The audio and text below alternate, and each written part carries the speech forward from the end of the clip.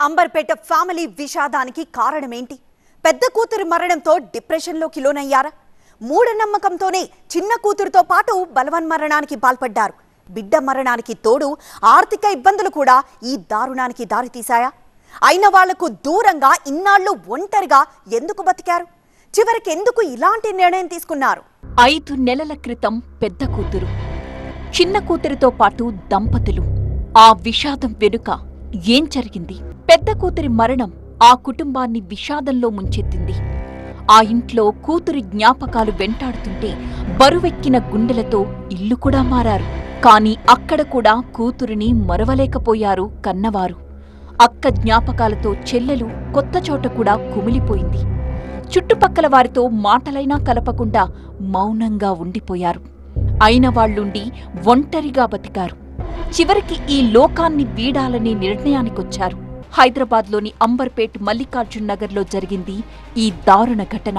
శ్రీనివాస్, తన భార్య విజయలక్ష్మి, వారి 10 ఏళ్ల చిన్న కూతురు శ్రావ్య బలవన్మరణానికి పాల్పడ్డారు. ఇటీవలే పెద్ద కూతురి మరణంతో కుటుంబం తీవ్ర డిప్రెషన్లోకి వెళ్లిపోయింది. ఆర్థిక ఇబ్బందులకు తోడు తమను కూడా దేవుడు పిలుస్తున్నాడన్న మూఢ నమ్మకంతో ఈ దారుణమైన నిర్ణయం తీసుకుంది ఆ కుటుంబం. ఒకేసారి 3 కుటుంబ సభ్యుల ఆత్మహత్య ఘటనతో కాలనీ వాసులంతా షాక్కి గురయ్యారు. సైలెంట్గా ఉండేవాళ్ళు, ఇక్కడ ఎక్కువ మాతో మాట్లాడలేదు. ఉన్నారు, మంచిగా ఉన్నారు. ఇక్కడ ఎప్పుడు గట్టిగా మాట్లాడుకున్న సందర్భాలు లేవు, కొట్లాడుకున్న సందర్భాలు ఏం లేవు. చాలా అన్యోన్యంగా కలిసిమెలిసి వెళ్ళేవాళ్ళు అనమాట. గతంలో రామ్నగర్లో ఉండేది ఈ శ్రీనివాస్ కుటుంబం. కొద్ది నెలల క్రితమే అంబర్పేటకు నివాసం మార్చినట్టు స్థానికులు చెబుతున్నారు. 2 కూతుళ్లలో పెద్ద కూతురు కావ్య అనారోగ్య కారణాలతో ఆత్మహత్యకు పాల్పడింది. దీంతో తమను కూడా దేవుడు పిలుస్తున్నాడని కొందరితో దంపతులు చెబుతూ వచ్చేవారట. ఫోన్ కూడా ఎత్తకపోవడంతో శ్రీనివాస్ సమీప బంధువులు ఆ ఇంటికొచ్చి చూసేసరికి ఆత్మహత్యకు పాల్పడ్డ విషయం వెలుగు చూసింది. రామ్నగర్లో ఉన్న సమయంలో 4 months బ్యాక్ వాళ్ళ పెద్ద పాప కావ్య అనారోగ్యం వలన సూసైడ్ చేసుకోవడం జరిగింది. ఆ తర్వాత అప్పటి నుంచి వాళ్ళు ఎవరితోనూ కూడా సరిగా మాట్లాడతలేరు. వాళ్ళు ఇక్కడ ఎవరు చెప్పకుండా ఇల్లు కాలేసి ఇక్కడికి వచ్చి ఉంటున్నారు. అయితే నిన్న సాయంత్రం 4:30కి వాళ్ళ శ్రీనివాస్ వాళ్ళ సిస్టర్స్ ఇద్దరు కూడా ఇక్కడికి 4:30కి వచ్చినారు. వచ్చి ఫోన్ లిఫ్ట్ చేయకుండా వచ్చినారు. వచ్చిన తర్వాత చూసేసరికి ఇంట్లో నుంచి వాసన వస్తుంది.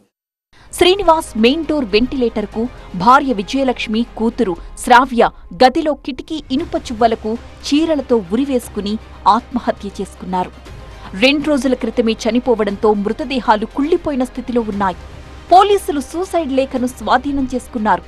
అందులో కూడా పెద్ద కూతురు దగ్గరికి వెళుతున్నాం అనే విషయాన్ని దంపతులు రాసినట్టు చెబుతున్నారు. డిప్రెషన్లో ఉన్న కుటుంబం రామ్నగర్కొచ్చినప్పటి నుంచి బంధువులకు కూడా దూరంగానే ఉంటున్నారు. ఆత్మహత్యల్లో డిప్రెషన్ది కీ రోల్ అంటున్నారు సైక్రియాటిస్టులు కూడా. ఎవరైతే మన ఇంట్లో ఒకరు చనిపోయినప్పుడు ఆ స్ట్రెస్ని తీసుకోలేక ఆ ఫుల్ రెస్పాన్సిబిలిటీ అంతా మాదే అని ఒక ఇన్ఫ్లేటెడ్ మనకి మనమే రెస్పాన్సిబిలిటీ తీసేసుకొని ఆ స్ట్రెస్ని ప్రాసెస్ చేయలేక సివియర్ డిప్రెషన్లోకి వెళ్ళేసి హోప్లెస్నెస్, ఇంకా నేను బతికి వేస్ట్, ఆ పర్టికులర్ మనిషి లేకపోతే ఇంకా ఎలా బతకగలను అనే ఒక హోప్లెస్నెస్ వచ్చేసి ఇలాంటి సంఘటనలు జరుగుతాయి. వాళ్ళ మాటల్లో బతికి ఉండడం ఎందుకు, చనిపోతే బెటర్ కదా, ఈ బతికుండి నేను సాధించేది ఏముండింది, ఇలాంటి భావజాలం కూడా మనకు కనబడుతుంది. వాళ్ళు ఒక్కరినే కాకుండా వాళ్ళ యొక్క మాటల వల్ల ఫ్యామిలీ కూడా మొత్తం ఇన్ఫ్లుయెన్స్ అయ్యే ఛాన్సెస్ ఉన్నవి.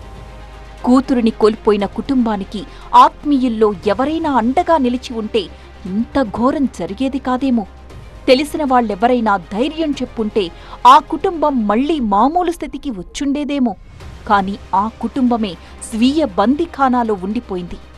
ఎవరైనా చెప్పారో, వాళ్లంతట వాళ్లే ఒక నిర్ణయానికొచ్చారో తెలీదు కాని స్వర్గంలో ఉన్న కూతురి దగ్గరికి వెళితే సమస్యలన్నీ తీరిపోతాయనుకుంది ఆ కుటుంబం. కనీసం చిన్న కూతురినైనా కళ్లల్లో పెట్టుకుని చూసుకుంటూ నిబ్బరంగా బతుకుదామనే ధైర్యం చేయలేకపోయింది. మూఢనమ్మకమో, కన్న పేగుతో ఉన్న అనుబంధమో తెలీదు కాని ఆ కుటుంబం తనకు తానే మరణ శిక్ష విధించుకుంది.